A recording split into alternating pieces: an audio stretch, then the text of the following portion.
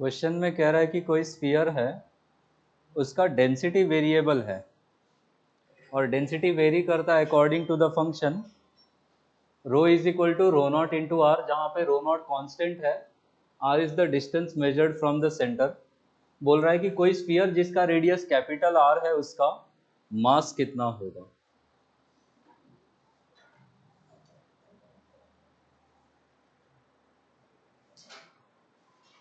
अब इसमें समझो क्या करना है, यहां पे समझो आर का वैल्यू जीरो रखूं तो डेंसिटी कितना हो जाएगा, जीरो। आर का वैल्यू जैसे जैसे चेंज होगा वैसे क्या डेंसिटी चेंज होगा। कहने का मतलब कि हम सेंटर से जैसे जैसे दूर जाएंगे आर कंटिन्यूअसली चेंज होगा और उसी हिसाब से डेंसिटी भी कंटिन्यूअसली चेंज होगा। अब डेंसिटी कंटिन्यूअसली चेंज होगा तो हमें सबसे पहले एक एलिमेंट चूज करना पड़ेगा। आ रहा है समझ में। हमारा ऑब्जेक्ट कैसा है, स्फीयर है, थ्री डायमेंशनल है, तो स्फीयर के लिए हम एलिमेंट कैसा लेते हैं, स्फेरिकल शेल वाला एलिमेंट लेते हैं। तो सबसे पहले हम सेंटर से आर डिस्टेंस जाके एक अपने लिए शेल एलिमेंट चूज करेंगे और हमें पूरे स्फीयर का क्या निकालना है, मास। तो हम एलिमेंट का भी क्या निकालने की कोशिश करेंगे, मास। उसी मास को हम क्या करेंगे, इंटीग्रेट। फटाफट जरा स्टेप्स देख लो फिर कैरी आउट करना। तो हम सबसे पहले कंसीडर करेंगे कैसा एलिमेंट, स्फेरिकल शेल एलिमेंट।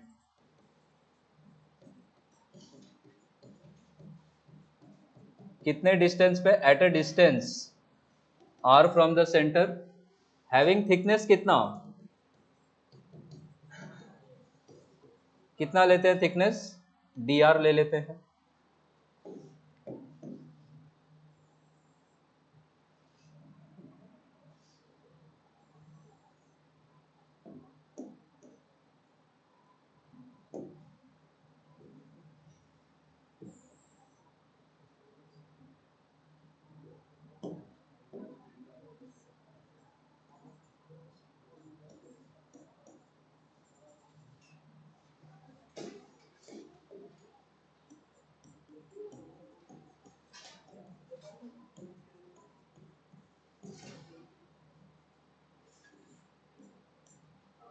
मास क्या, डेंसिटी इंटू वॉल्यूम होता है, तो एलिमेंटल मास हो जाएगा density into elemental volume. Volume कितना लिखते हैं स्फेरिकल एलिमेंट का, वॉल्यूम को एरिया इंटू थिकनेस लिखना है। तो डेंसिटी इंटू एरिया कितना हो जाएगा, रेडियस आर है तो 4 पाई r² और उसका थिकनेस कितना है, डी आर। हमने वॉल्यूम की जगह पे बस सिंपली क्या यूज किया, एरिया इंटू थिकनेस। इस रो की जगह पे आपको क्या रख देना है, रो नॉट इंटू आर। तो रो की जगह पे रो नॉट इंटू आर रखेंगे और बाकी सब एज इट इज। यहां से आपको एलिमेंटल मास डीएम का वैल्यू मिलेगा। क्या क्या कांस्टेंट्स हैं उनको जरा एक साथ कर लो। रो नॉट 4 पाई कांस्टेंट है और साथ में क्या आ जाएगा, आर क्यूब डी आर, यही है डीएम का वैल्यू। आपका टोटल मास एम कितना हो जाएगा, फिर इसी डीएम को क्या कर देंगे हम, इंटीग्रेट। इसमें से रो नॉट इंटू 4 पाई कैसा हो जाएगा, कांस्टेंट, और हमारा इंटीग्रेट क्या होगा, आर क्यूब बाय, ये sorry r cube into d r. Limit क्या लगाएंगे, पहला एलिमेंट कब मिलेगा, आर का वैल्यू जीरो होने पे, और लास्ट एलिमेंट कब मिलेगा, जब स्मॉल आर को बढ़ा के कितना कर दे, ये आर क्यूब का इंटीग्रल कितना होगा, आर पावर 4/4। लिमिट्स लगा दो, आंसर आ जाएगा आपके पास।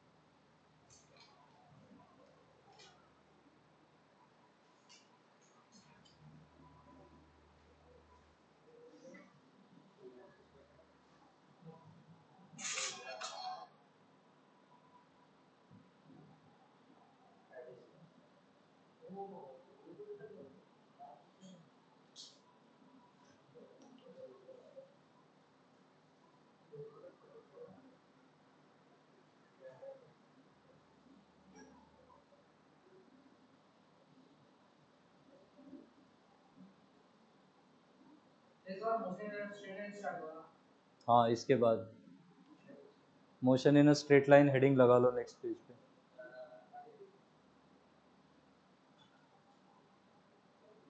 मोशन इन वन डायमेंशन जितना अच्छे से समझ में आएगा, मोशन इन टू डायमेंशन उतना इजी हो जाएगा। तो 1D पे कमांड अच्छी बना ले, क्योंकि अगला चैप्टर उसी पे डिपेंड करेगा। जो चैप्टर यहाँ जो काम 1D में एक बार करोगे, 2D में वही काम दो दो बार करना पड़ेगा, बस यही लॉजिक है और कुछ नहीं।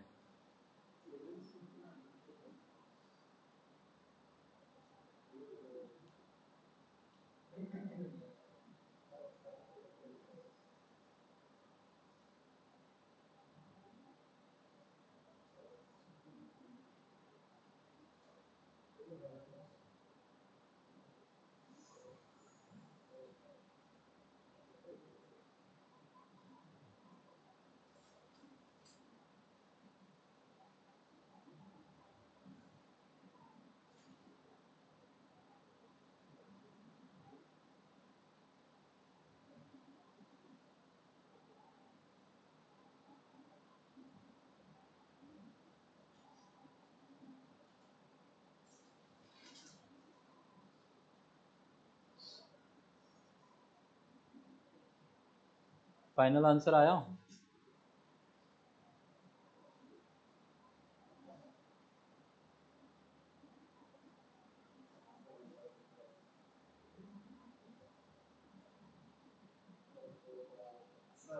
हम्म।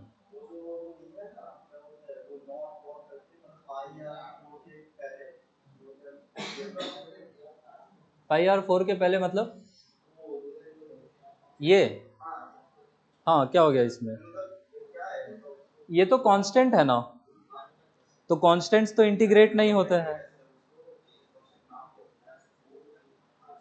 इसको नाम क्यों देंगे, ये तो सब ऐसे ही लिख देंगे ना। ठीक है, आपका आंसर इसी के टर्म्स में ही होगा ऑप्शंस में। वो क्वेश्चन में देंगे तो हम रख पाएंगे। कई बार वो कांस्टेंट ऐसे ही ए बी की जगह पे रो नॉट यूज कर लेंगे, तो आपको आंसर उसी कांस्टेंट के टर्म्स में रिप्रेजेंट करना है। वैल्यू दे देंगे तो आप वैल्यू पुट कर दोगे। ठीक है, चलो मैं आगे स्लाइड चेंज करूं।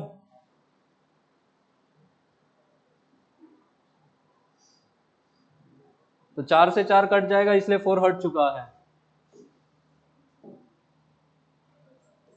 तो आपके चैप्टर का हेडिंग है मोशन इन वन डायमेंशन। इसी को हम रेक्टिलिनियर मोशन भी बोलते हैं,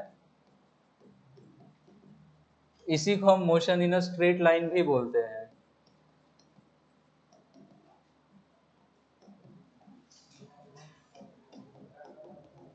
अच्छा, motion in a straight line में बच्चों को ऐसा लगता है कि स्ट्रेट लाइन में सिर्फ जाना ही मोशन इन स्ट्रेट लाइन है। जाना आना दोनों इंक्लूडेड है। ठीक है, कुछ डेफिनेशन से स्टार्टिंग में इसको मेरे साथ ही लिखते जाओ।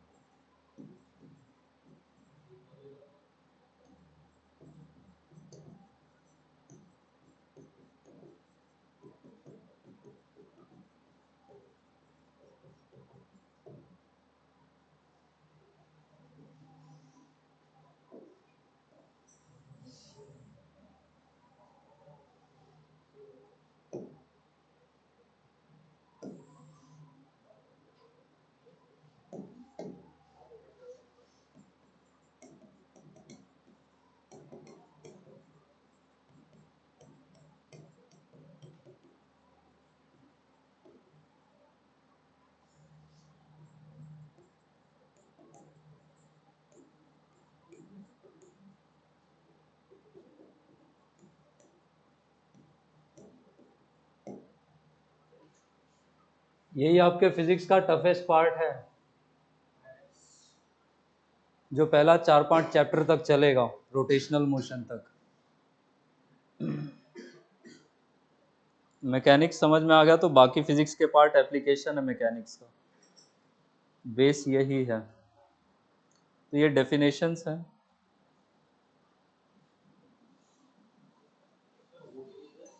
कहाँ पे, किस वाले पॉइंट में? थर्ड वाले में, which deals with the study of motion of objects without considering forces causing the motion.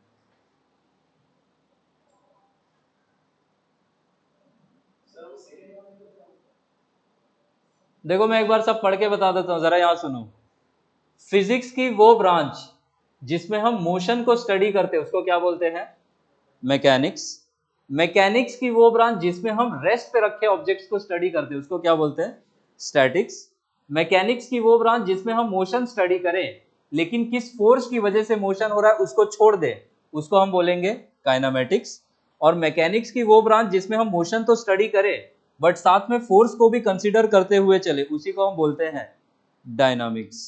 ये डिफरेंस है।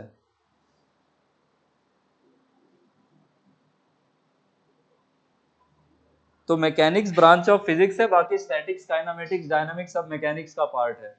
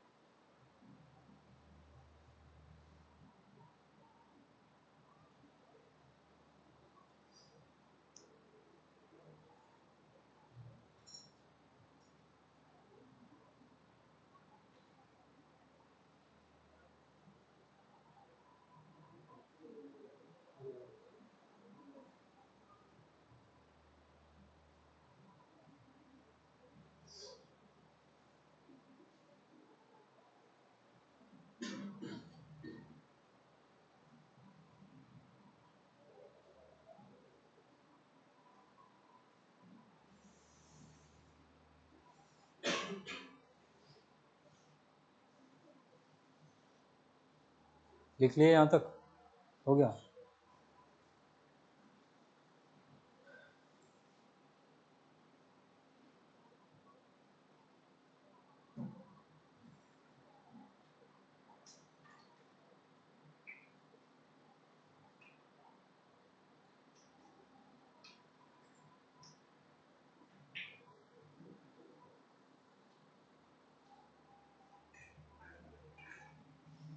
अगला डेफिनेशन है जो फ्रीक्वेंटली एनकाउंटर करोगे।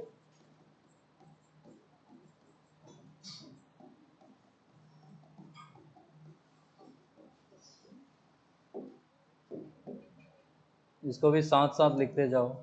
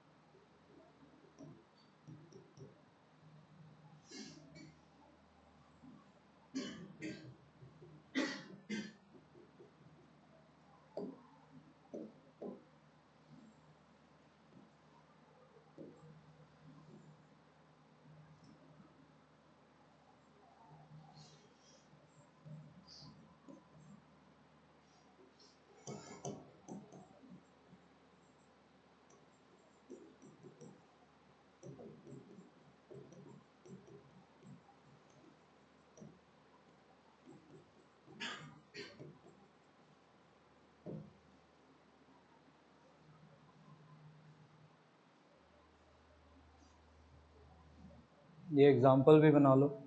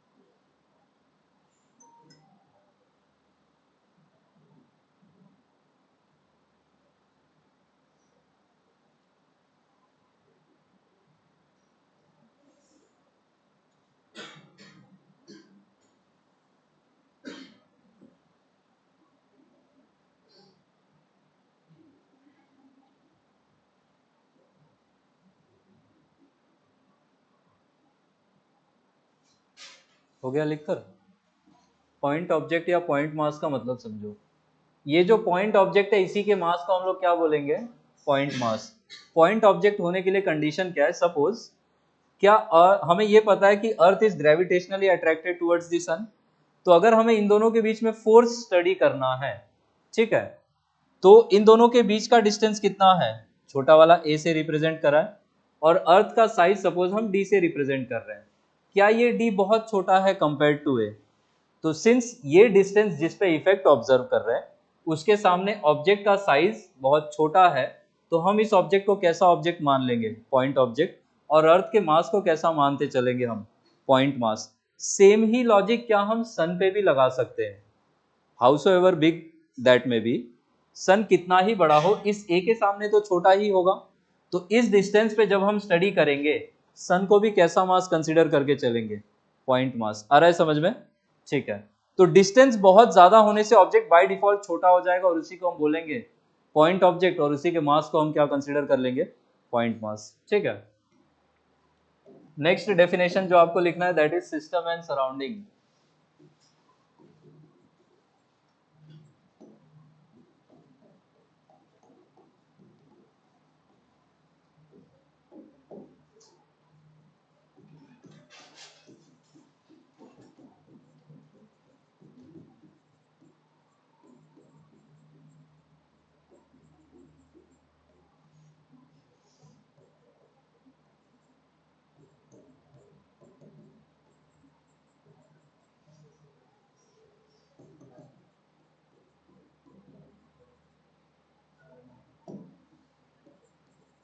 ये ऑब्जर्वेशन है ब्रैकेट में।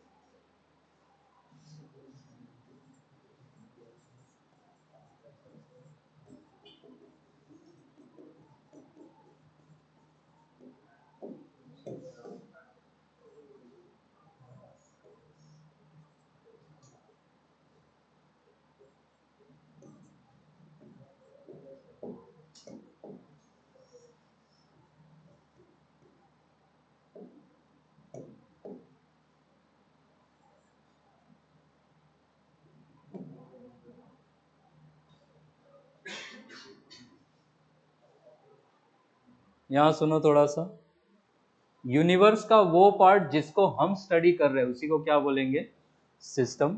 बाकी बचे हुए पार्ट को क्या बोलेंगे, सराउंडिंग। सिस्टम क्या लेना है वो आपके ऊपर डिपेंड करेगा। आ रहा है बात समझ में?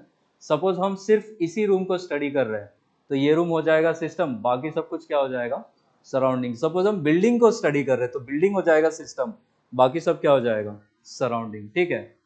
फ्रेम ऑफ रेफरेंस का मतलब होता है ये एक सिस्टम है जिसमें हम पोजीशन और इवेंट्स के बीच का टाइम या इवेंट्स का टाइम ऑफ ऑकरेंस पता कर पाए।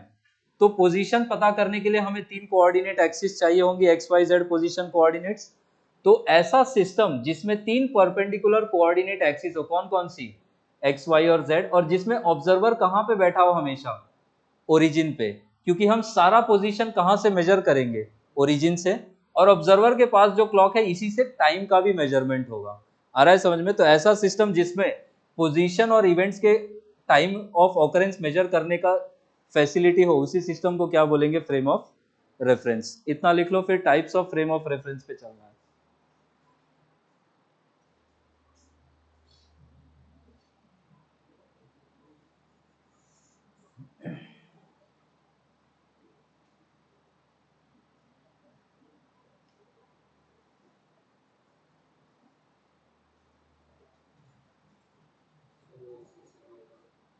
क्या चीज, सिस्टम। वो पार्ट जो हम यूनिवर्स में तो बहुत कुछ हो रहा है। सपोज हम सिर्फ अर्थ को ही स्टडी करना चाह रहे हैं तो अर्थ अर्थ हमारा सिस्टम हो जाएगा, बाकी सब कुछ बचा हुआ मरकरी फलाना ढिंगाना सब सराउंडिंग हो गया। ठीक है। तो जो पार्ट हम स्टडी करें जिसमें हम इंटरेस्टेड है उसी को सिस्टम बोलेंगे, बाकी सब सराउंडिंग हो जाएगा।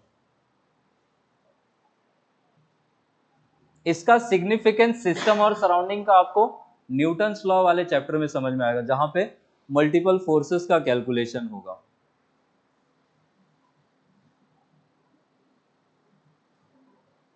यहां तक लिख लिए?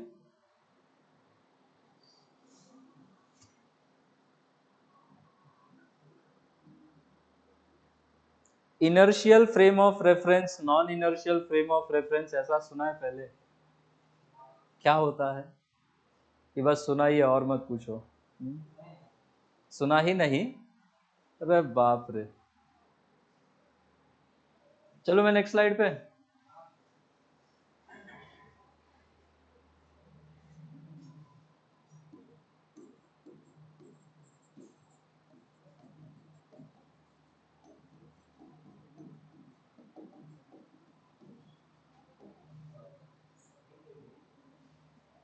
दो टाइप्स होते हैं, एक को हम बोलेंगे इनर्शियल रेफरेंस फ्रेम या इनर्शियल फ्रेम ऑफ रेफरेंस, और दूसरे को हम बोलेंगे नॉन इनर्शियल रेफरेंस फ्रेम।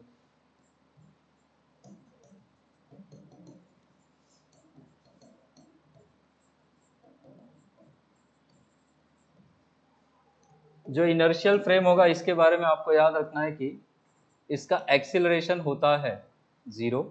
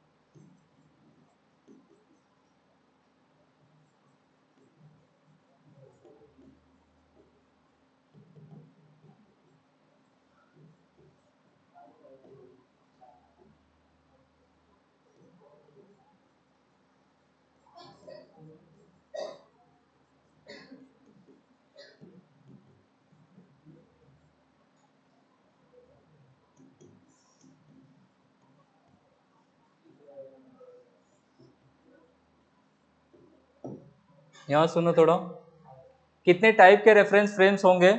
दो, कौन कौन सा? इनर्शियल या फिर नॉन इनर्शियल। इनर्शियल फ्रेम का ही मतलब होता है कैसा frame? Non accelerating. Non accelerating मतलब एक्सेलरेशन कितना होना चाहिए? जीरो। फिजिक्स में एक्सेलरेशन जीरो दो कंडीशन में आएगा, या तो वेलोसिटी ही जीरो हो या फिर वेलोसिटी कैसी हो? कांस्टेंट। तो इनर्शियल रेफरेंस फ्रेम या तो उस फ्रेम को बोलेंगे जो रेस्ट पे हो, या फिर उस फ्रेम को बोलेंगे जो कांस्टेंट वेलोसिटी से मूव कर रहा हो। आ रहा है बात समझ में? ऐसा फ्रेम जो या तो रेस्ट पे हो या कांस्टेंट स्पीड पे चल रहा हो, उसमें न्यूटन के लॉज कैसे होंगे? वैलिड होंगे, तीनों लॉज वैलिड होंगे। Non inertial frame accelerating frame होगा, इसके लिए एक्सिलरेशन नॉन जीरो होगा। न्यूटन के लॉज नॉन इनर्शियल फ्रेम में वैलिड नहीं होते हैं, पर इनको यूज करने के लिए हम लोग सूडो फोर्स का जुगाड़ लगा के न्यूटन के लॉ यूज करना शुरू करेंगे। आया समझ में? बाकी सूडो फोर्स क्या होता है, कैसे निकालते हैं, क्या कैलकुलेशन है, सब न्यूटन लॉ में बात होगी। अभी आपको बस इतना ही समझना है।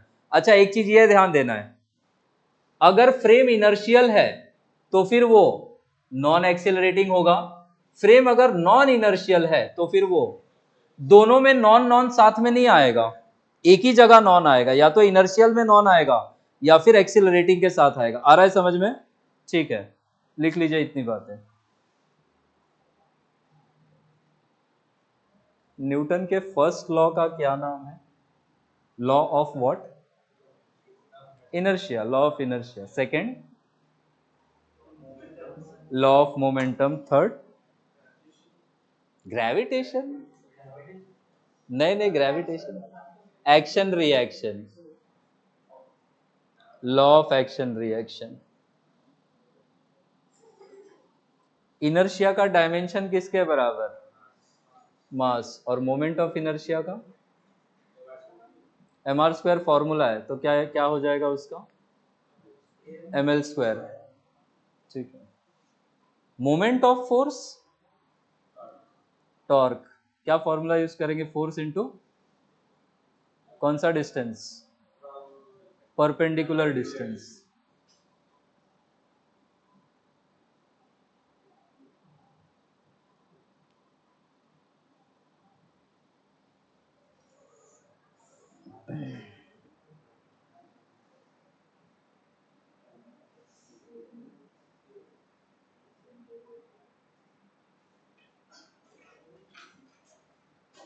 ये जो v0 या v कांस्टेंट लिखा, that is velocity not speed.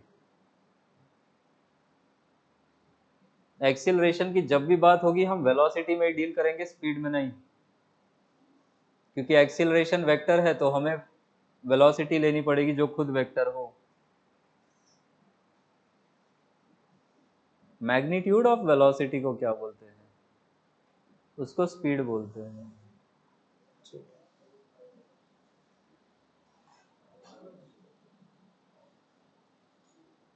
इतना लिख लिया सब लोग?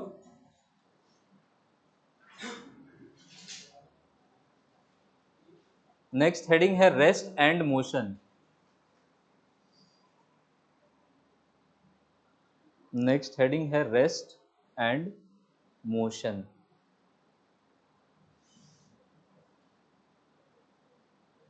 अच्छा, क्या ये बुक चल रही है टेबल पे रखी हुई? नहीं। क्या हम लोग चल रहे एक दूसरे के रिस्पेक्ट में? नहीं। तो हम लोग आपस के रिस्पेक्ट में क्या रेस्ट में हुए? कोई एलियन देख रहा होगा तो उसके लिए भी क्या हम लोग रुके हुए होंगे? नहीं, उसके लिए अर्थ पूरी घूम रही होगी, तो अर्थ घूम रही तो अर्थ से जुड़ा हर ऑब्जेक्ट भी साथ में घूम रहा होगा। ठीक है, तो रेस्ट एंड मोशन पॉइंट मेरा ये है, रिलेटिव कॉन्सेप्ट है, डिपेंड करेगा आप कहाँ से किस फ्रेम से देख रहे हो। ठीक है, सपोज यही एक बस हो और ये बस चल रही है, तो बाहर वाले के लिए हम लोग कैसे होंगे, रेस्ट में या मोशन में? मोशन में होंगे। बाहर वाला देखेगा तो हम सब बस के साथ चलते दिखेंगे, ऐसा तो है नहीं कार्टून की तरह की बस आगे निकल जाएगी हम लोग सीट पे वहीं बैठे रहेंगे, ऐसा तो नहीं हो रहा है। तो बाहर वाले के लिए हम सब मोशन में हैं, पर आपस में हम लोग एक दूसरे के लिए कैसे होंगे? क्यों आपस में बोलते हैं कि बस के अंदर के लोग एक दूसरे के लिए रेस्ट में हैं? क्योंकि हमारे बीच का रिलेटिव पोजीशन चेंज नहीं हो रहा है। आ रहा है समझ में? वो लॉजिक है। अच्छा, कब बोलेंगे ऑब्जेक्ट रेस्ट पे है?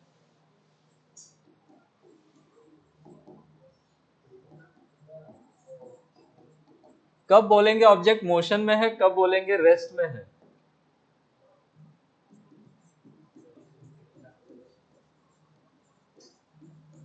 पोजीशन से रिलेटेड है।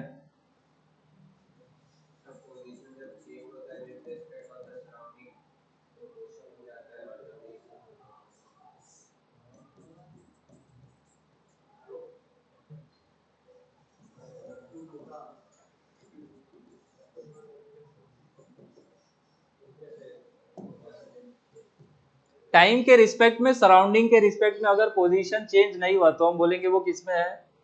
रेस्ट में। और टाइम के साथ देखने पे अगर उसका पोजीशन चेंज हो गया तो हम बोलेंगे वो मोशन में होगा।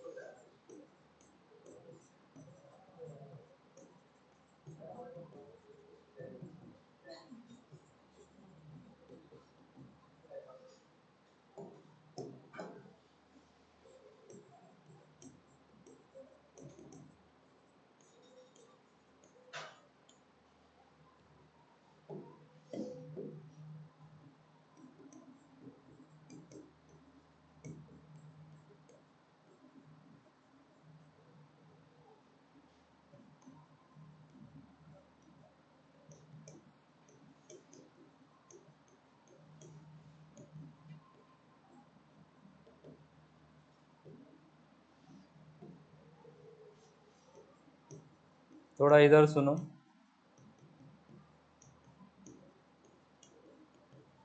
अगर पोजीशन टाइम के साथ चेंज नहीं हुई तो हम बोलेंगे ऑब्जेक्ट कहाँ पे है? रेस्ट में। अगर पोजीशन चेंज हुई तो हम क्या बोलेंगे? वो मोशन में होगा। पोजीशन कोऑर्डिनेट कितने हमने डिफाइन करे थे? 3। अगर सिर्फ कोई एक पोजीशन कोऑर्डिनेट चेंज हो रहा है, या तो x चेंज हो जाए, या y चेंज हो जाए, या z चेंज हो जाए, तीनों ही केसेस में मोशन कैसा होगा? 1 डायमेंशनल। अगर सिर्फ x कोऑर्डिनेट चेंज हो रहा है तो हम बोलेंगे it is 1 dimensional motion along x axis. आ रहा है समझ में? सिर्फ y कोऑर्डिनेट चेंज हुआ तो क्या बोलेंगे? 1D motion along y axis. सिर्फ z कोऑर्डिनेट चेंज हुआ तो 1D motion along z axis. अगर दो पोजीशन कोऑर्डिनेट कोई भी साथ में चेंज होने लगे तो हम बोलेंगे वो कैसा मोशन है? 2 डायमेंशनल मोशन। 2 डायमेंशनल मोशन को ही हम कहते हैं it is a motion in a plane. अब अगर x और y कोऑर्डिनेट साथ में चेंज हो रहे हैं तो हम बोलेंगे ये 2 डायमेंशनल मोशन है किस प्लेन में? xy प्लेन में। अगर y और z साथ में चेंज होने लगा तो वो 2D मोशन होगा किस प्लेन में? yz प्लेन में। अगर z और x चेंज हुआ तो वो 2D मोशन किस प्लेन का होगा? xz या zx प्लेन का। आया समझ में? तीनों साथ में चेंज हुआ तो मोशन को कैसा बोलेंगे? 3D motion. आया समझ में? मैं सपोज क्लास लेते लेते सिर्फ इसी लाइन पे आगे जाऊं, फिर इसी लाइन पे घूम के वापिस आऊं, और मैं यही इंडेफिनिटली करते रहूं, कैसा मोशन होगा मेरा? 1D। आ रहा है समझ में? सिर्फ एक ही पोजीशन कोऑर्डिनेट चेंज होगा, डिपेंड करेगा आप इस डायरेक्शन में कौन सा एक्सिस ले रहे हो। आया समझ में? छिपकली जो घूमती है क्या इधर? आज गायब है वो भी। वो जो छिपकली घूमती है वो ऐसा उड़ के तो नहीं जाती इधर से उधर, क्या वो दीवार में ही चलती है? क्या उसका motion is confined to a plane? तो उसके मोशन को हम बोलेंगे वो कैसा मोशन एग्जीक्यूट कर रही है? 2D motion. उसी का कोई फ्रेंड होगा मक्खी, क्या वो किधर से भी कैसे भी घूम के आता है, उसका मोशन कैसा हो जाएगा? 3 डायमेंशनल। इतनी बातें लिख लीजिए तो फटाफट।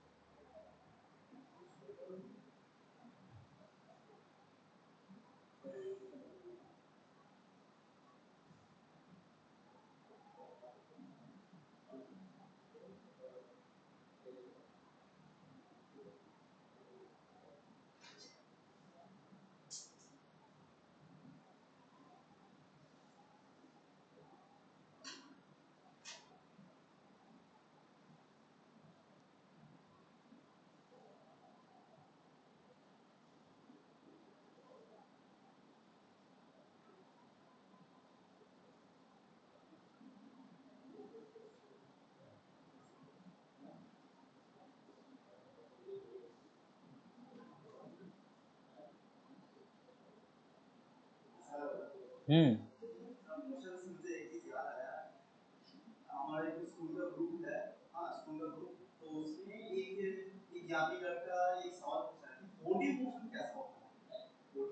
फोर डी मोशन हम 3D बीइंग्स कॉम्प्रिहेंड भी नहीं कर सकते। 4D मोशन, 4 डायमेंशन ऐसे भी बोलते हैं ना कि 3 डायमेंशन स्पेस का लेंगे XYZ, और टाइम को 4th डायमेंशन बनाओगे तो हम लोग ही 4D मोशन किए जा रहे हैं। पोजीशन भी चेंज होगा, टाइम भी चेंज होगा, तो 4 डायमेंशन चेंज होंगे। वरना 4 स्पेशियल डायरेक्शन चेंज होने का तो अभी वो टेसरैक्ट, पता नहीं आप लोग जानते हो कि नहीं। एक ये वर्ड होता है, एक क्यूब होता है 4D में। This is a cube in 4D। तो 4D मोशन होगा तो ये टेसरैक्ट समझ के अपने दोस्त को समझाना। शौमिक सुन रहे हो क्या? उसको अपने दोस्त को ये चमकाना, तो 4D मोशन उसको समझ में आएगा। समझ में उसको भी नहीं आएगा, बट उसको तसल्ली मिलेगा कि चलो इसने कुछ तो बताया मेरे को। वो तो तीनों उसका पोजीशन कोऑर्डिनेट चेंज होना, तो 3D मोशन है।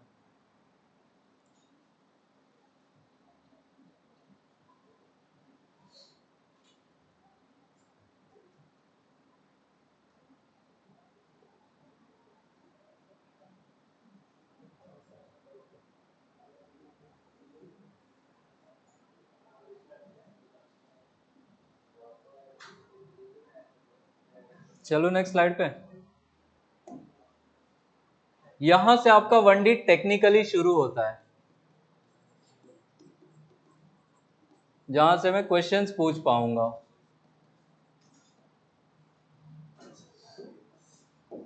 सबसे पहला मोशन पैरामीटर जो जानना है दैट इज डिस्टेंस। ये लेंथ ऑफ पाथ ट्रेवल्ड होता है।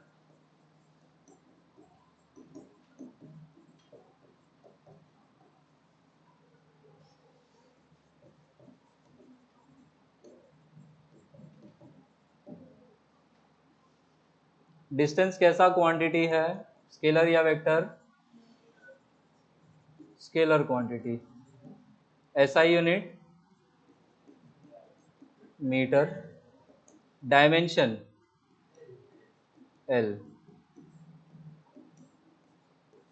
अच्छा, दो स्टेटमेंट्स यहां पे लिख रहा हूं, पहले ये एनालाइज करके बताओ।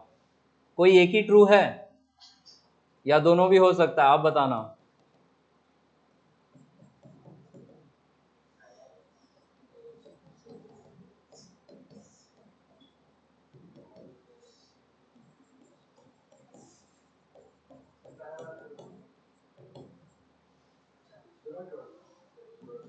क्वेश्चन है नंबर ऑफ ट्रू स्टेटमेंट्स इनमें कितना है? 0, 1 या 2? फिर सोचो। अनुलेखा आपने तो बता देना चाहिए, आपको तो पढ़ाया है मैंने ये।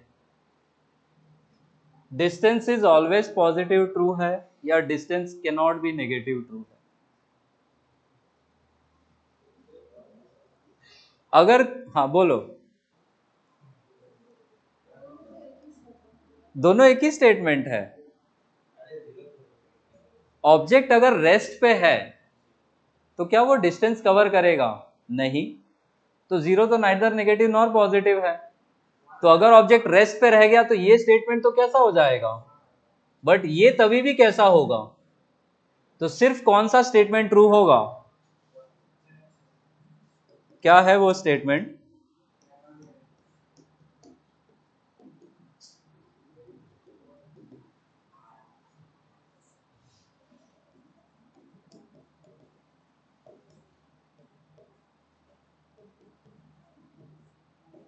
ये लिख लो इतनी बातें, लेफ्ट साइड वाली सब। मोशन में कितना लेंथ ऑफ पाथ चले हैं वो डिस्टेंस होगा, स्केलर क्वांटिटी है, ऐसा यूनिट मीटर, डायमेंशन एल।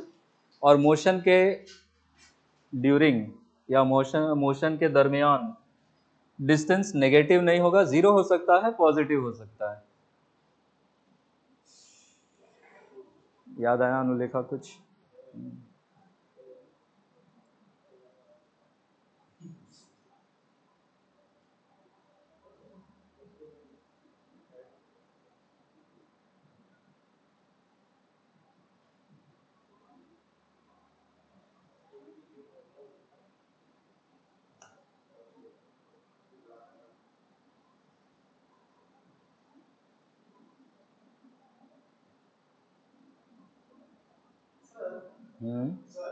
बोलिए। जीरो हुआ तो ऑब्जेक्ट रेस्ट पे ही रह गया तो तब तो डिस्टेंस जीरो हो जाएगा। Zero is neither negative nor positive.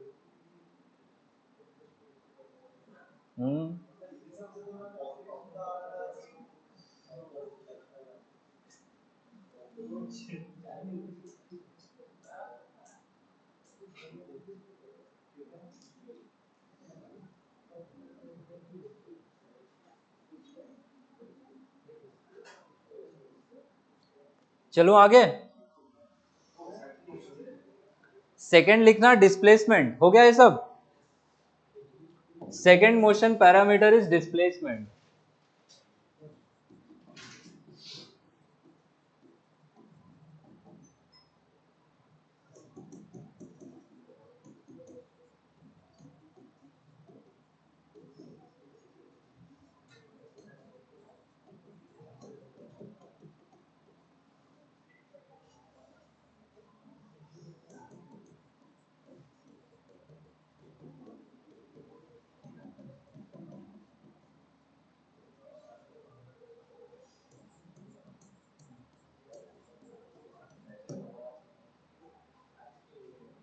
कैसा क्वांटिटी होता है?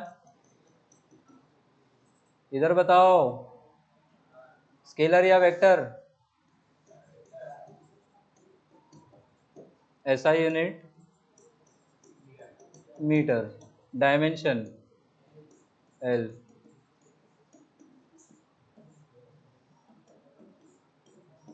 अच्छा, ये क्या इस पे भी कोई कंडीशन है?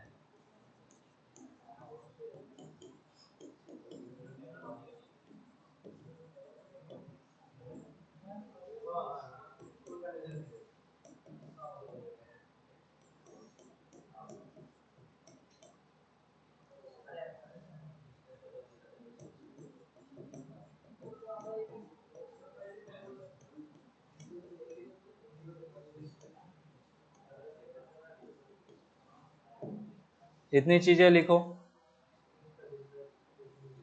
अगर एक प्लेन की बात होगी तो स्ट्रेट लाइन ही शॉर्टेस्ट डिस्टेंस होगा, आपके कोर्स में यहीं तक बात होगी। अदरवाइज जियोमेट्री पे डिपेंड करेगा शॉर्टेस्ट डिस्टेंस क्या है। नेसेसरीली ऑलवेज स्ट्रेट लाइन ही होगा ये नहीं है, ठीक है। वो जियोमेट्री पे डिपेंड करेगा, बट हमारे कोर्स में जो है मोशन, उसमें स्ट्रेट लाइन डिस्टेंस ही शॉर्टेस्ट डिस्टेंस होगा। सो डिस्प्लेसमेंट को हम कहते हैं इट इज द शॉर्टेस्ट या फिर स्ट्रेट लाइन डिस्टेंस बिटवीन कौन सा पॉइंट्स या कौन सा position, initial and final position. Vector होगा, डायमेंशन जस्ट लाइक डिस्टेंस, और ऐसा यूनिट भी डिस्टेंस के ही जैसा होगा। यहाँ पे ये नेगेटिव भी हो सकता है, पॉजिटिव भी हो सकता है, और कैसा हो सकता है, जीरो। जीरो कब होगा, जब इनिशियल और फाइनल पोजीशन सेम हो जाए। घूम के आप जहां से चले थे वहीं फिर से पहुंच जाओ, तो आपका डिस्प्लेसमेंट डेफिनेटली कितना हो जाएगा, जीरो।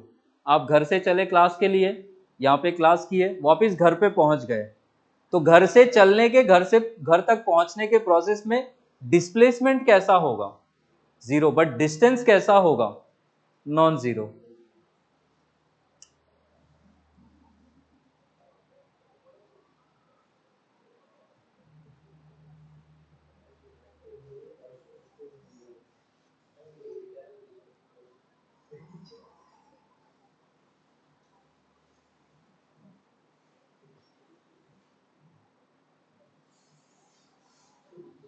चलो आगे।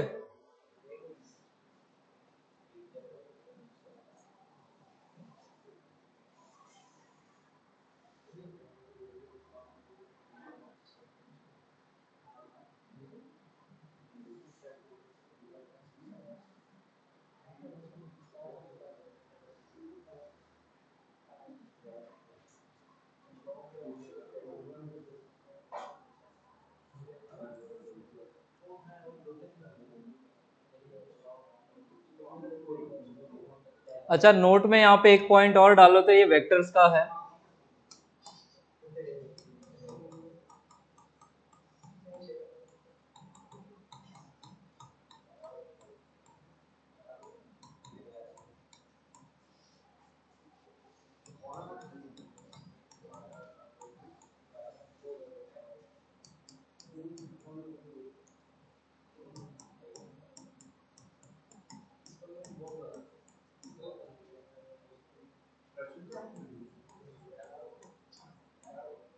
अरे लिखो इधर।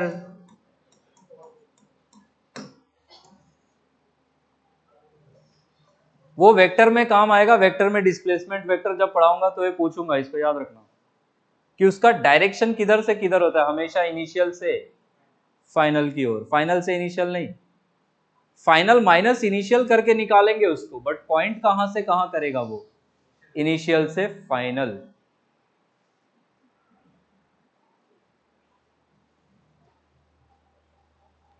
थर्ड मोशन पैरामीटर, इसके बाद लगाएंगे आप स्पीड।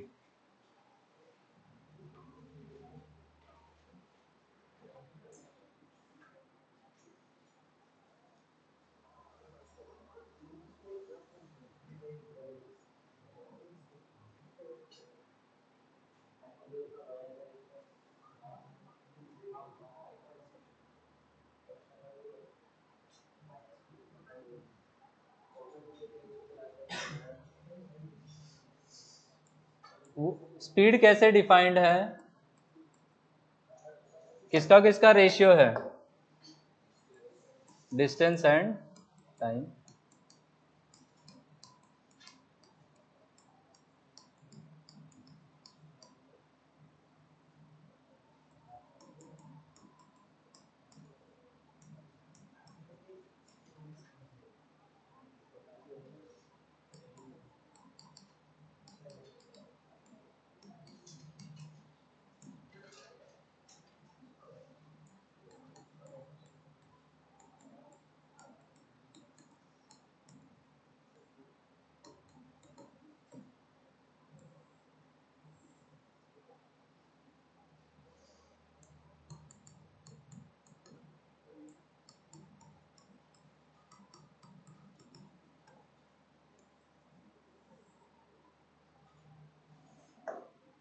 कैसा क्वांटिटी होता है,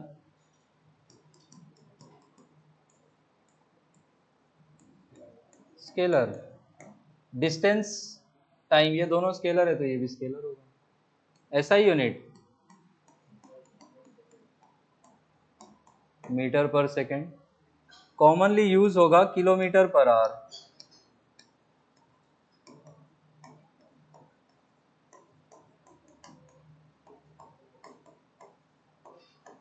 what is the conversion between them? Kilometre per hour को मीटर पर सेकंड में ले जाने के लिए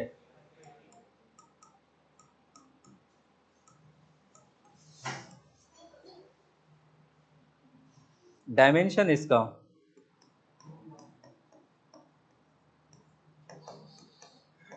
LT-1। इधर बताओ दो स्टेटमेंट्स फिर से जरा, एक ही लिखना है मुझे उधर।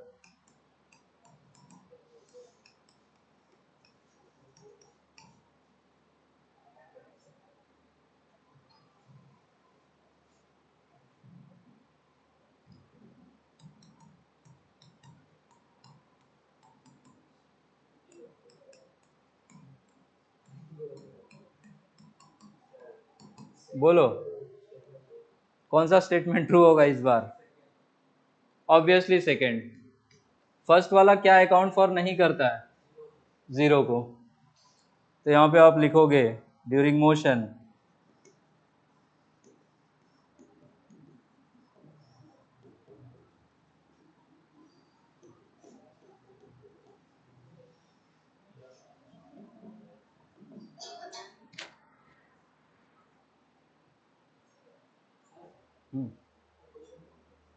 क्या क्वेश्चन बोल?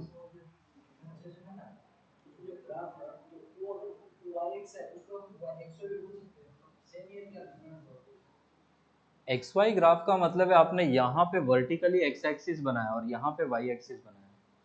हम हमेशा पहले वाई वाले का नाम लेते फिर एक्स वाले का नाम लेते। तो वाई एक्स कर्व का मतलब है इधर वाई है और इधर एक्स है, पर एक्स वाई का मतलब आपने यहाँ पे एक्स बनाया यहाँ पे वाई बनाया, वो डिफरेंस है।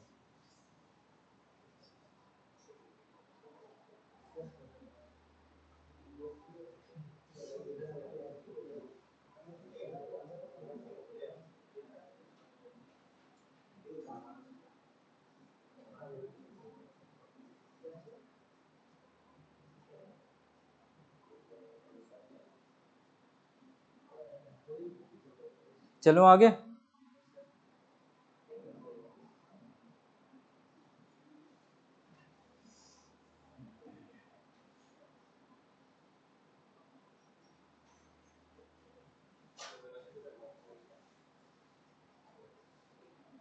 एंगुलर वेलोसिटी का डायमेंशन जरा सोचो तो क्या पढ़ाया था?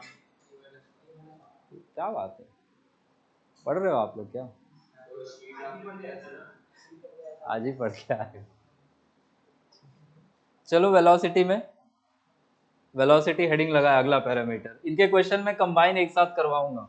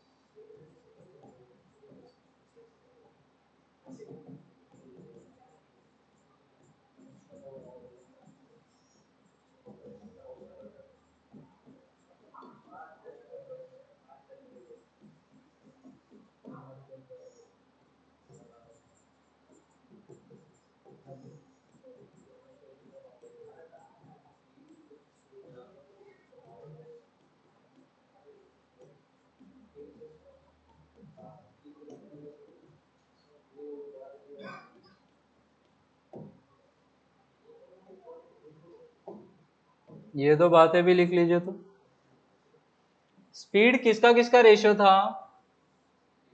डिस्टेंस और टाइम। तो हम बोलेंगे डिस्टेंस टाइम ग्राफ का स्लोप क्या हो जाएगा? स्पीड।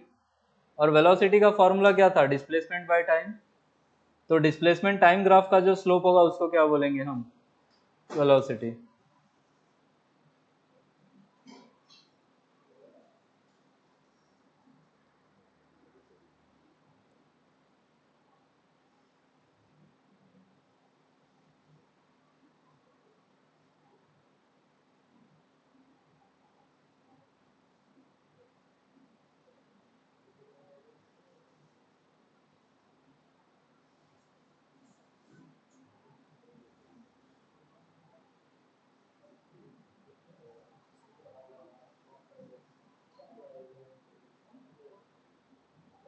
अगला मोशन पैरामीटर लगाइए एवरेज स्पीड।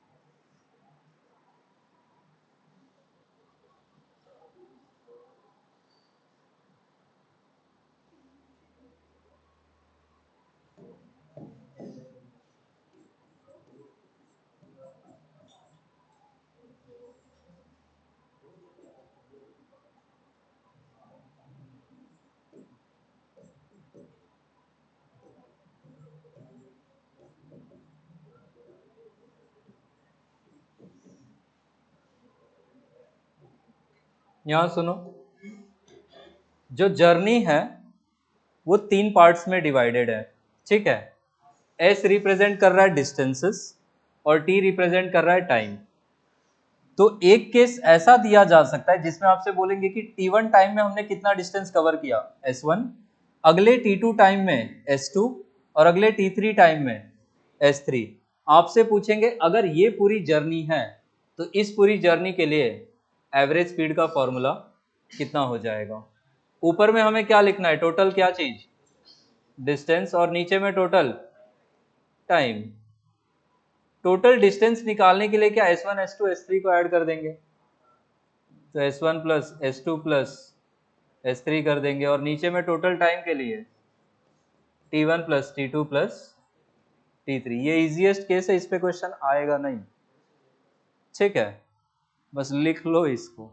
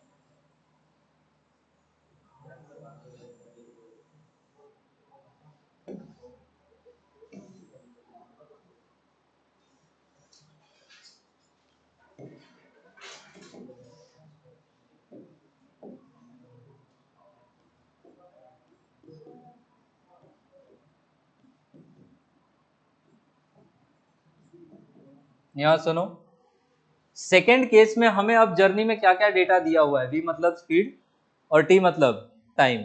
हमें स्पीड और टाइम दिया है।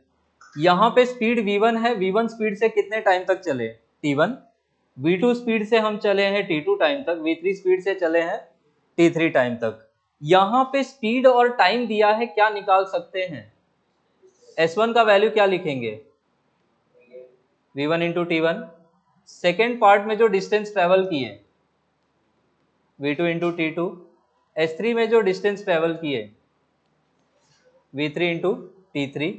अब जो यहाँ पे हम एवरेज स्पीड निकालेंगे, वो टोटल डिस्टेंस की जगह पे हम किसको ऐड कर देंगे, v1 t1, v2 t2 और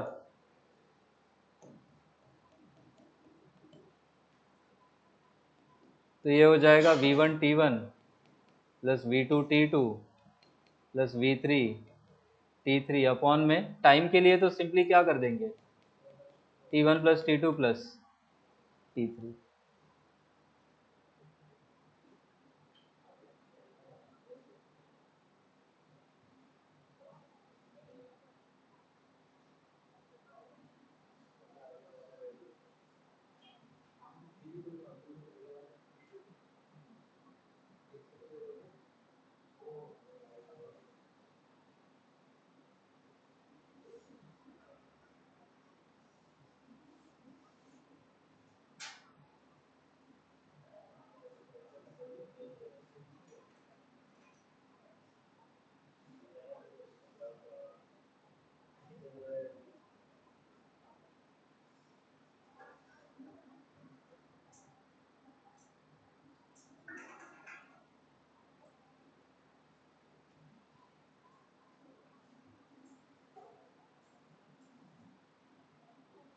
अच्छा, इसी केस में इमेजिन करो, केस 2 का स्पेशल केस है, ये आपको याद रखना, जेईई मेंस के क्वेश्चन में डायरेक्ट रिजल्ट यूज करेंगे हम।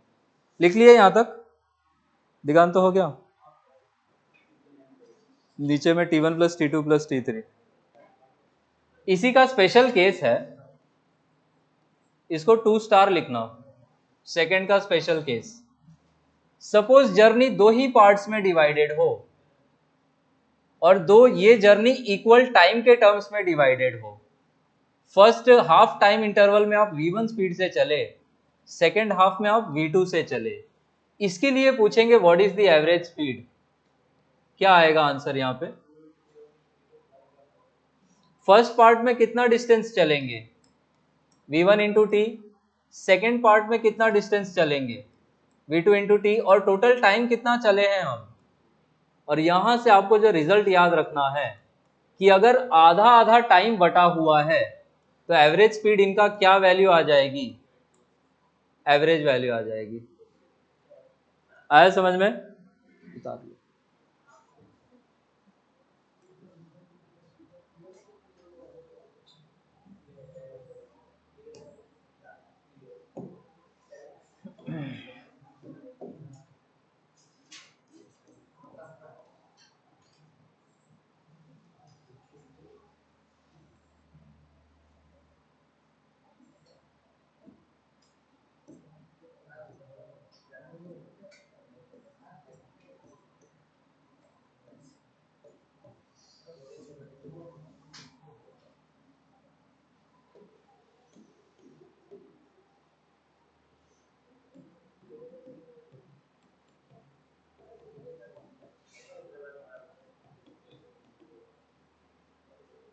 केस 3 सुनिए जरा, केस 2 लिख लिया, v1 प्लस v2 बाई 2 कब करना है, जब डिस्टेंस हाफ हाफ हो या टाइम हाफ हाफ, क्या आधा आधा है, टाइम।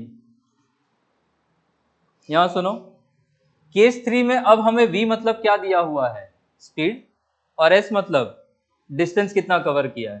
कहने का मतलब है कि हम v1 स्पीड से कितना डिस्टेंस कवर किए, s1।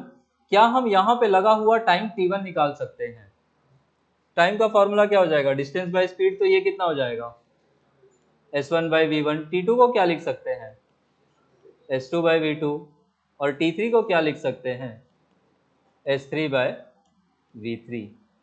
तो टोटल डिस्टेंस की जगह पे हम सिंपली क्या लिख देंगे, s1 plus s2 plus s3, और टोटल टाइम की जगह पे हमें t1 plus t2 plus t3 लिखना होगा।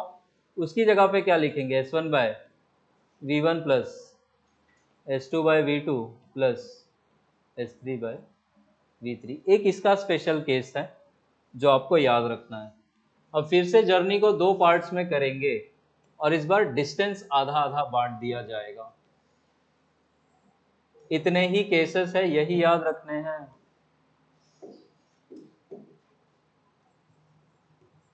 तो ये 3 का स्पेशल केस है, तो इसको 3 स्टार लिख लीजिएगा।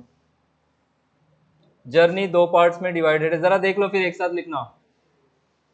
हमने आधा डिस्टेंस कवर किया किस स्पीड से, v1 से, और बाकी आधा डिस्टेंस कवर किया किस स्पीड से, v2 से। ठीक है, हमें क्या निकालना है जिंदगी में, एवरेज स्पीड। टोटल डिस्टेंस कितना कवर किया इस बार, 2s। पहला पार्ट कवर करने में टाइम कितना लगा होगा, s बाई v1। दूसरे में s बाई v2। s क्या ऊपर नीचे हर जगह से कॉमन हो जाएगा, तो यही फॉर्मूला क्या 2 upon 1 by v1 plus 1 by v2 आ जाएगा। और इसको और सिंप्लीफाई कर ले तो जो फॉर्मूला आपको याद रखना है दैट इज कितना आ जाएगा, 2v1 v2 अपॉन, तो ये 2v1 v2 upon v1 plus v2 कब यूज करेंगे, जब क्या आधा आधा बटा हो, डिस्टेंस। ठीक है, उतार लो यहां तक। अच्छा, यही जर्नी सपोज 3 पार्ट्स में डिवाइडेड होता, इधर बताओ, इधर ये जो 2 में तोड़ा था, ये 3 इक्वल पार्ट्स में डिवाइडेड होता तो आपका आंसर कैसे चेंज होता, v1 plus v2 plus v3 bye 3 हो जाता, वो मीन एवरेज आ जाता। ठीक है, यहां पे सपोज ये 3 पार्ट्स में डिवाइडेड होता तो आपका रिजल्ट कैसे चेंज होता, इस बार ऊपर में क्या आता 3, और नीचे में 1 by v1 plus 1 by v2 plus 1 by v3। उसको भी साइड में लिख लेना, हो सकता है कहीं यूज हो। यहां पे एवरेज स्पीड के केसेस खत्म होते, क्वेश्चंस एक साथ लूंगा मैं।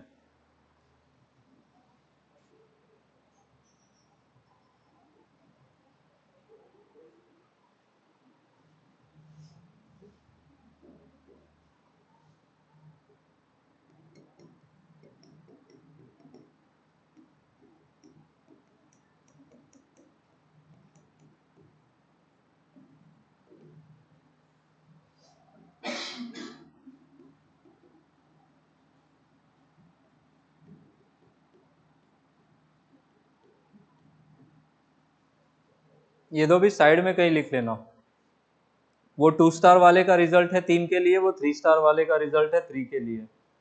इसे बाहर नहीं जाते वो लोग, ये लिमिट है जेई मेंस तक का।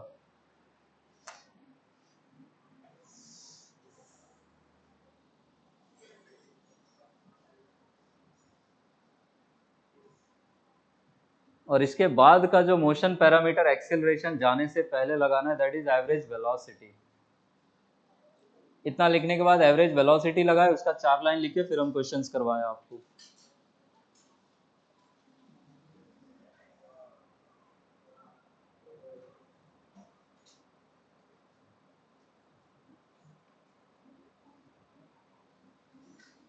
ये वाला रिजल्ट 3 के लिए इसका स्पेशल केस है, और ये वाला रिजल्ट 3 के लिए इसका स्पेशल केस है।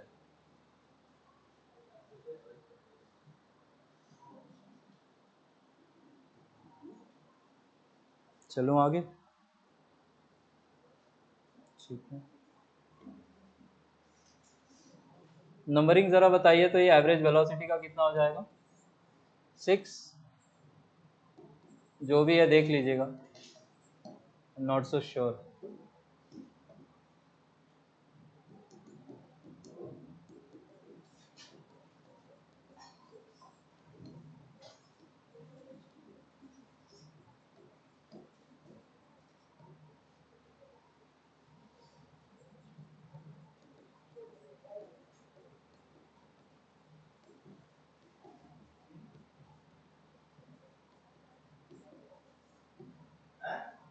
अरे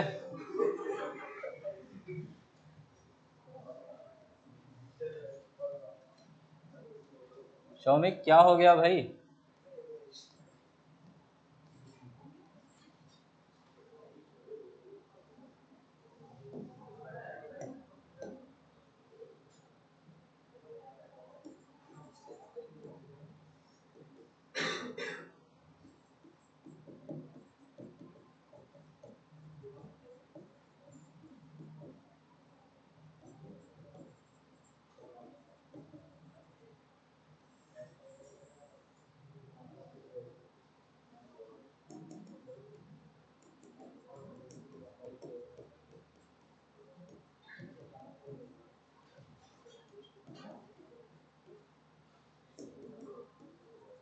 ये बताओ, इनिशियल और फाइनल पोजीशन सेम होने से डिस्प्लेसमेंट कितना होता है? जीरो। डिस्प्लेसमेंट जीरो होगा तो एवरेज वेलोसिटी भी कितना होगा?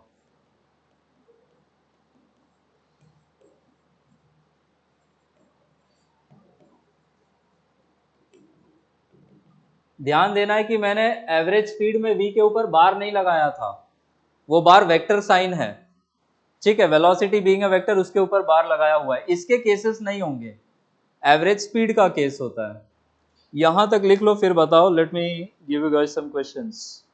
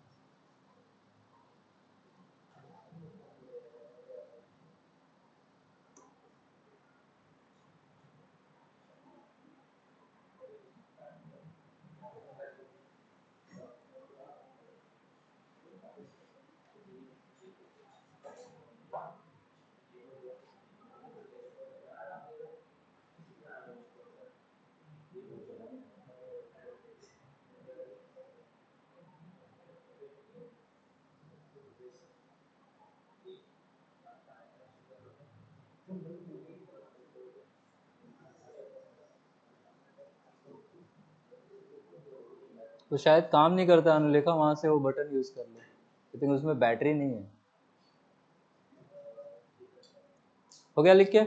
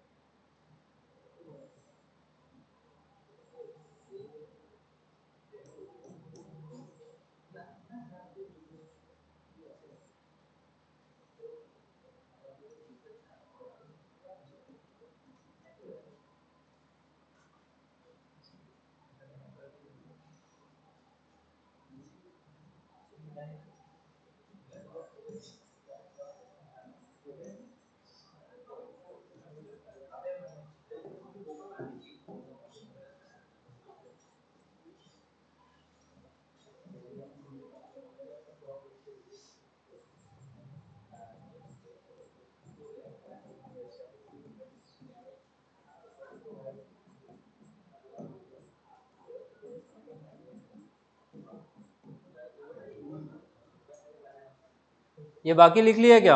मिटा दूं मैं?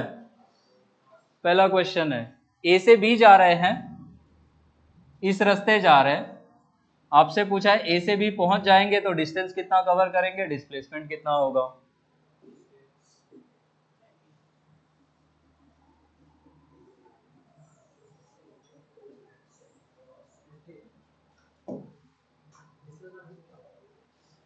हम्म।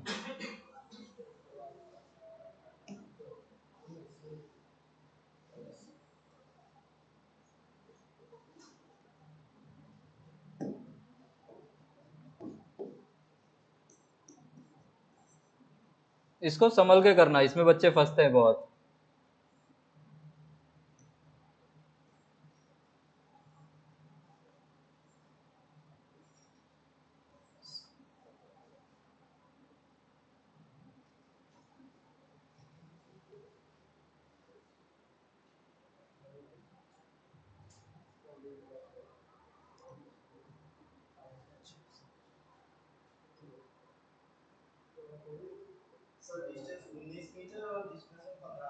ठीक है, डिस्टेंस आएगा 19। डिस्टेंस के लिए ये वाला पाथ छोड़ना है पूरा, इसका लेंथ। और डिस्प्लेसमेंट कैसे निकालेंगे? क्या वो स्ट्रेट लाइन डिस्टेंस होता है? तो यहां से ये तो हमें पता है कि दिस इज कितना 5, इस राइट एंगल ट्रायंगल में ये 8 है, ये 6 है, तो ये कितना हो जाएगा पाइथागोरस से 10, और ये स्ट्रेट लाइन टोटल डिस्टेंस कितना हो जाएगा फिर 15 मीटर। ठीक है,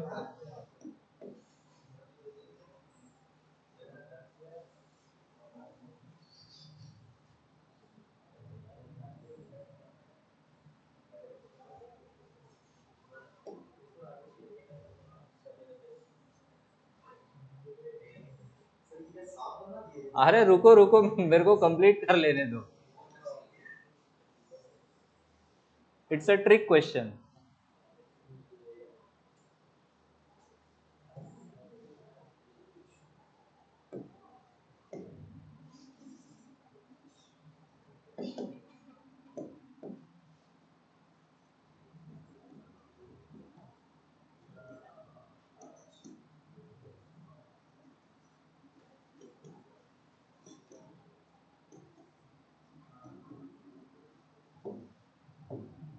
ये आपका स्टार्टिंग पॉइंट है ए, और ये आपका एंडिंग पॉइंट है बी। ए से हम जा रहे हैं इस रास्ते बी की तरफ, आपको डिस्टेंस और डिस्प्लेसमेंट बताना है।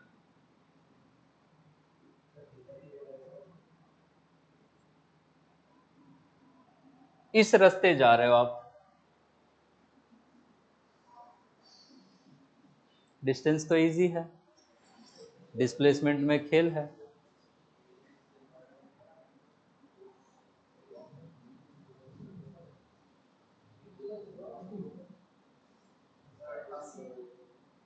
डिस्टेंस 88, ठीक है।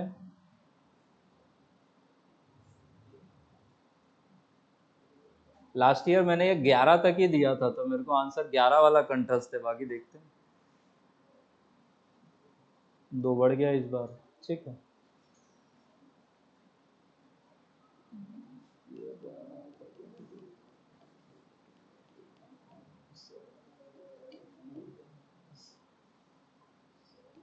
कितना डिस्टेंस बोले? 88, ठीक है।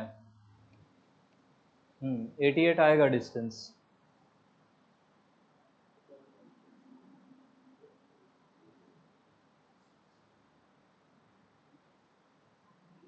सब एंगल्स 90 डिग्री हैं, ठीक है।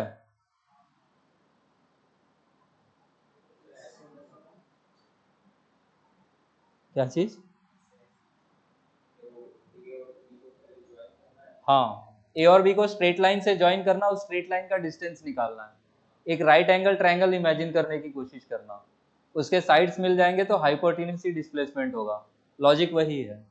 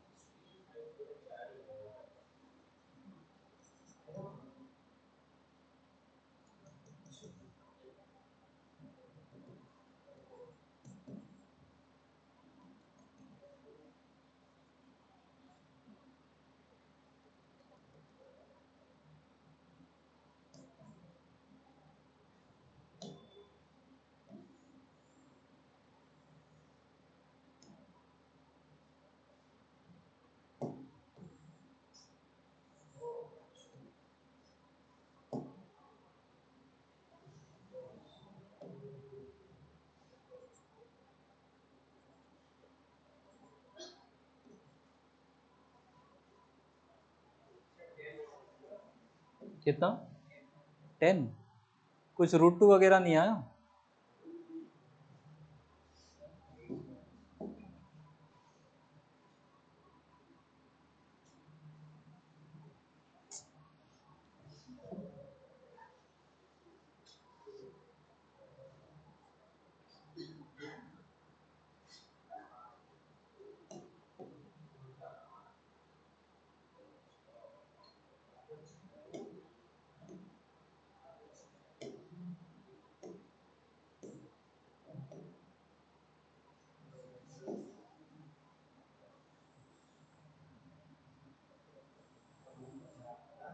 ये दो साइड्स निकाल लो,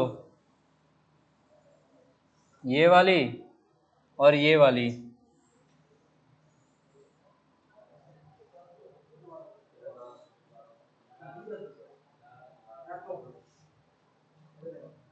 यहां देखो, यहां इसका लेंथ कितना है, इसका इधर देखो, एक बार में नहीं समझ में आता ये क्वेश्चन। दिस लेंथ इज कितना 4, ये वाला कितना आएगा? ये निकालने के लिए ये दोनों लाइन को देखना, यहां से यहां तक कितना है 8, पर यहां से यहां तक का कितना है 6, तो ये बचा हुआ कितना होगा 2। ये डिस्टेंस भी निकालना है, ये भी 2 ही होगा, तो ये कितना हो गया 8। अब ये वाला डिस्टेंस निकालने का कोशिश करो जरा, ये भी 8 ही आना चाहिए मेरे हिसाब से सिमेट्री से। ये कितना आएगा, ये टोटल कितना था 3, ये है, ये था 5, ये कितना होगा 2।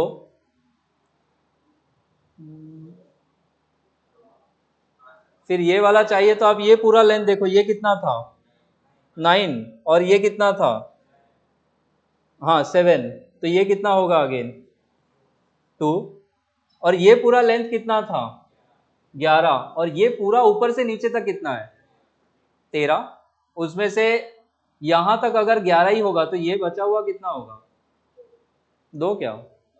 अच्छा ठीक है, तब तो ये वाला कितना आया था 8, हाँ फिर तो 10 ही आएगा आंसर, ठीक है 6, and this will be your displacement is equal to,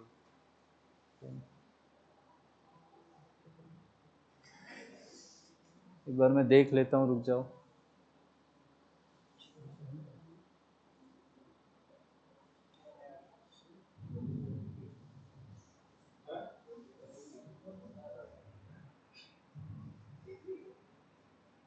क्या हो गया, क्या देख रहे हो उस घड़ी में? समय खराब चल रहा है, मत देखो उसको, पीछे चलने लगेगा घड़ी ज्यादा देखोगे तो, time would start running backwards.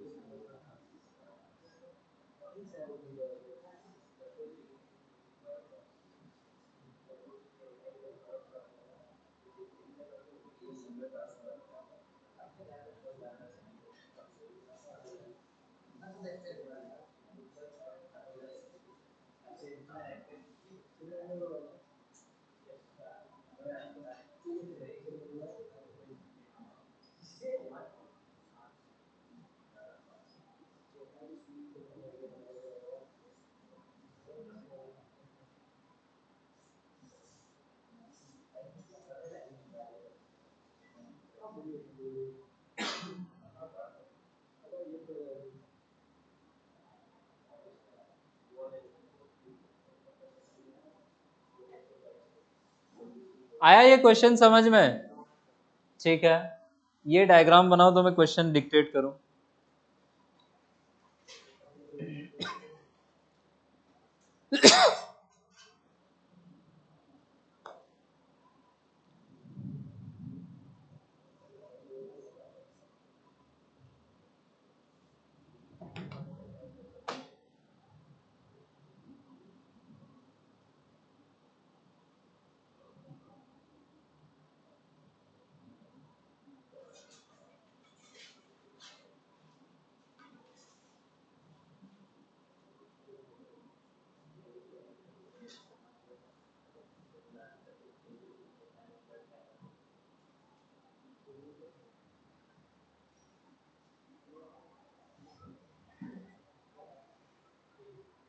बन गया डायग्राम? ठीक है, क्वेश्चन मैं यहाँ लिख रहा हूँ।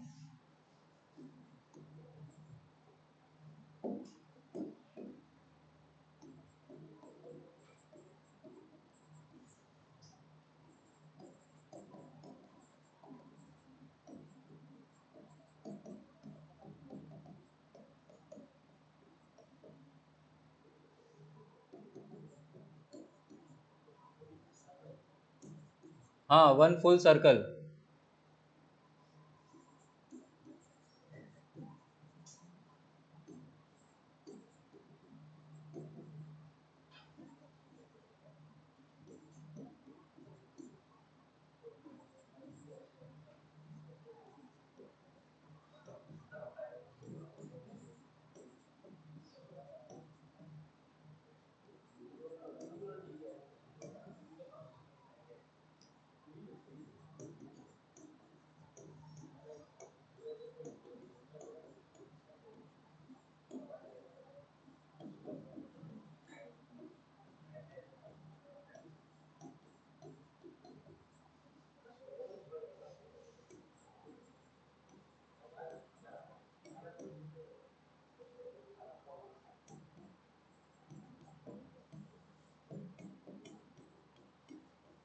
क्वेश्चन देखो क्या कह रहा है। इसमें ए पॉइंट जरा बताना कहाँ मार्क किया था हमने, नीचे क्या क्लॉकवाइज मार्किंग था कि एंटी क्लॉकवाइज? एंटी क्लॉकवाइज था ना, ABCD। ठीक है, क्वेश्चन में ये कह रहा है कि हम एक बार ए से बी गए। एक तो ये बोला है कि फुल सर्कल कंप्लीट करने में कितना टाइम लग रहा है, 40 सेकेंड। अगर हम ए से बी जाएं तो डिस्टेंस क्या होगा, डिस्प्लेसमेंट क्या होगा, एवरेज स्पीड क्या, एवरेज वेलोसिटी क्या। अगर हम ए से सी जाए, again distance, displacement, average speed, average velocity. A से डी के लिए सेम, ए से ए के लिए सेम। ठीक है, तो एक टेबल बना लेना, वो ज्यादा इजी होगा आपके लिए।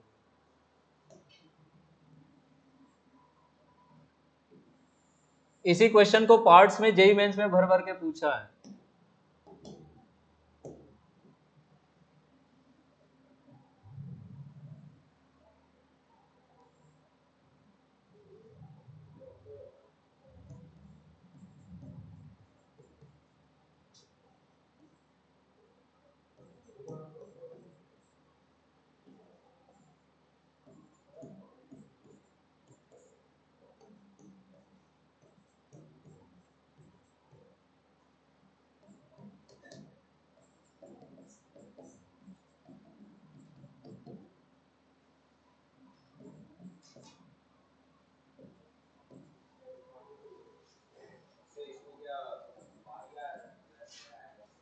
हाँ, पाई के टर्म्स में आंसर रखना, या पाई अगर कट जाए, रेडियस नहीं दिया ना आपको, रेडियस 14 मीटर ले लो तो take r is equal to 14 metre. अब पाई का वैल्यू रखना, कट कुट जाएगा सब।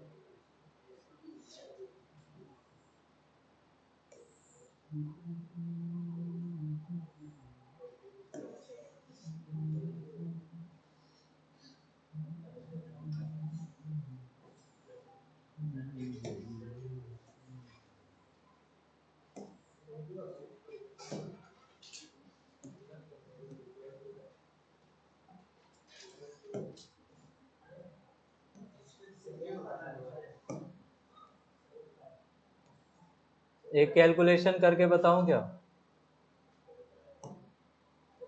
कि कर रहे हो?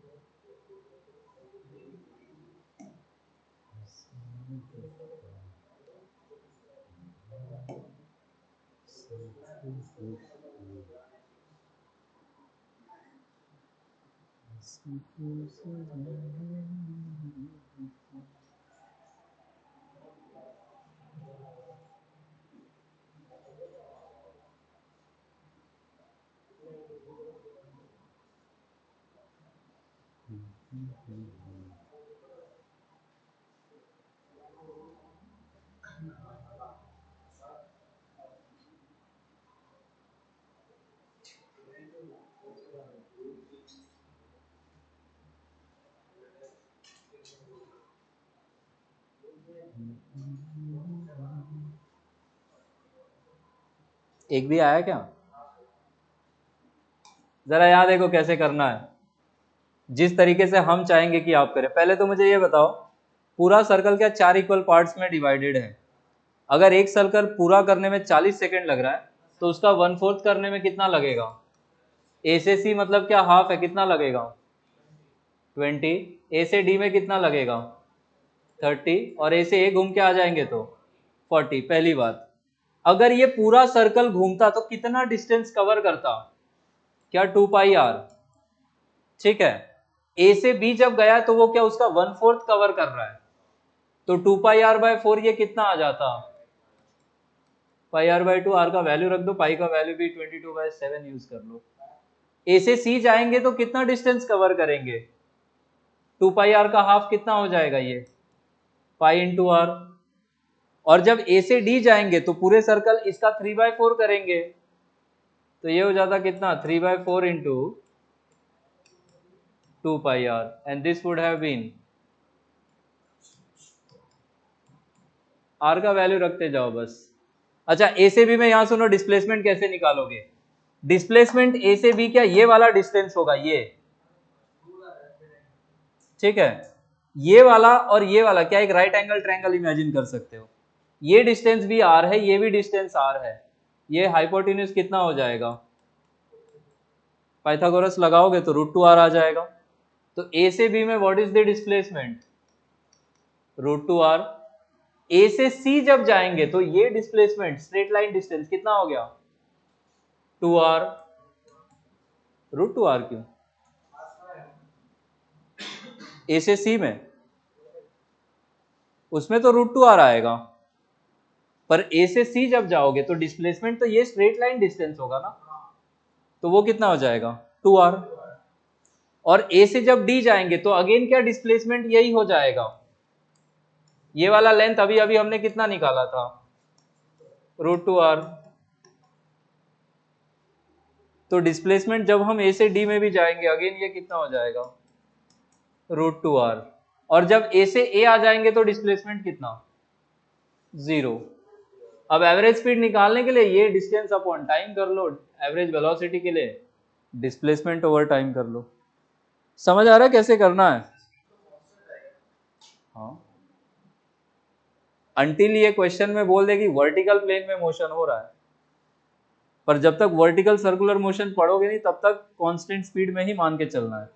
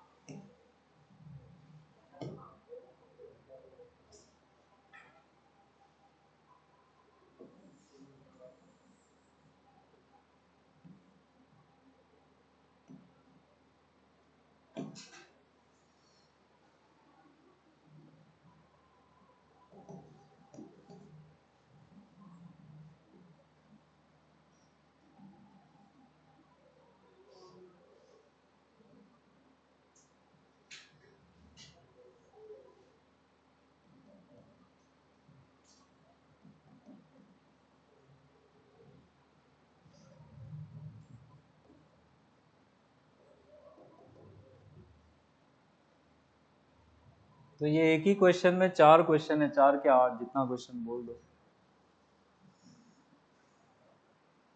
तो डिस्टेंस और टाइम का रेशियो लोगे तो एवरेज स्पीड मिलेगा, और डिस्प्लेसमेंट और टाइम का रेशियो लोगे तो आपको एवरेज वेलोसिटी मिल जाएगी। मुद्दा ये है आपको डिस्टेंस और डिस्प्लेसमेंट निकालने आना चाहिए, दैट्स इट।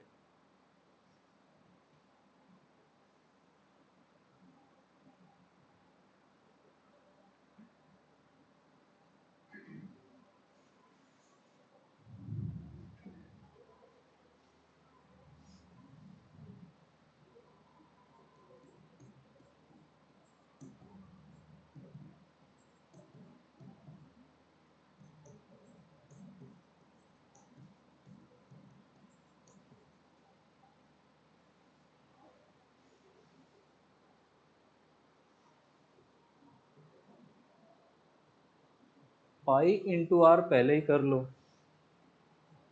क्योंकि उसका वैल्यू बार बार यूज हो रहा है। 44 आएगा क्या पाई इंटू आर? तो पाई आर बाई 2 कितना हो जाएगा? 22। 22/10 ये कितना हो जाएगा? 2.2। अब मैंने आर का वैल्यू ऐसा दिया है कि वो पाई का मल्टीपल है, कट जाएगा, इसलिए आप काट दोगे। ठीक है, वो ऑप्शंस बताएंगे कि ऑप्शंस उन्होंने कैसा दिया हुआ है। ठीक है,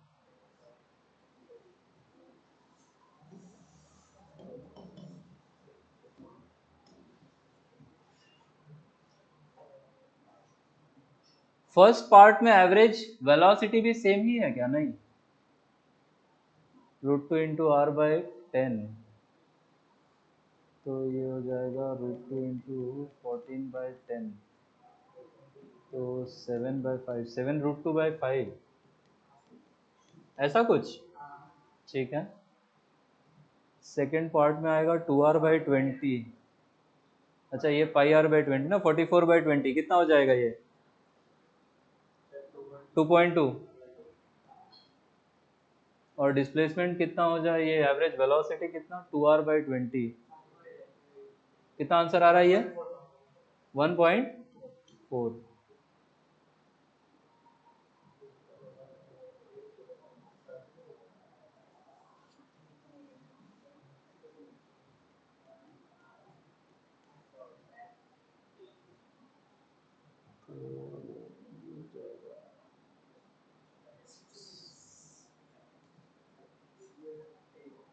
सिक्सटी 66/30 कितना?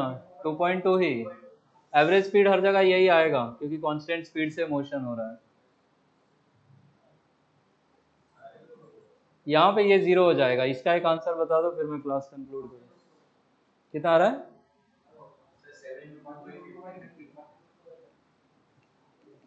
7√2/15। ठीक है, समझ आया कैसे करते हैं? ठीक है। अच्छा, एक इसी का वेरिएशन सुनते जाओ, लिखना नहीं है कुछ। जैसे इस क्वेश्चन में बोला है ना कि एक सर्कल मारने में कितना चक्कर लग रहा है उसको, 40 सेकेंड, वो बोलेंगे कि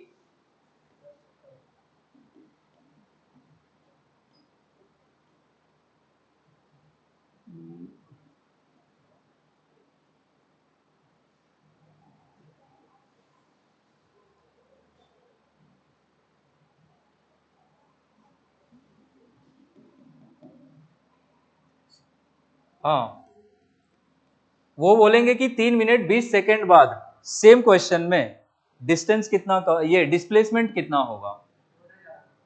तो अपने को क्या करना पड़ेगा? 40 सेकेंड को पहले इसको सेकेंड में कन्वर्ट करेंगे। कितना सेकेंड आएगा ये? 200 क्या? एक चक्कर काटने में 40 सेकेंड लग रहा है, 200 सेकेंड में कितना चक्कर काट पाएंगे? 5। क्या वो 5 फुल चक्कर काट चुका होगा? तो वो ए से शुरू होके क्या ए पे ही आया होगा? तो डिस्प्लेसमेंट कितना हो जाएगा? 0। Average velocity 0। तो कई बार वो फुल सर्कल का टाइम देके कोई गिवन टाइम इंटरवल में आपसे पूछेंगे डिस्टेंस कितना, डिस्प्लेसमेंट कितना, एवरेज स्पीड कितना, एवरेज वेलोसिटी कितना। तो आपको ये टाइम को सेकेंड्स में कन्वर्ट करके पार्टिकल को लोकेट करना पड़ेगा कि वो होगा किधर उस टाइम पे। उसके बाद फिर आप नॉर्मली डिस्टेंस डिस्प्लेसमेंट निकालते जाओगे। आए समझ में? नेक्स्ट क्लास में उसका क्वेश्चन करेंगे। This is it for today, thank you very much.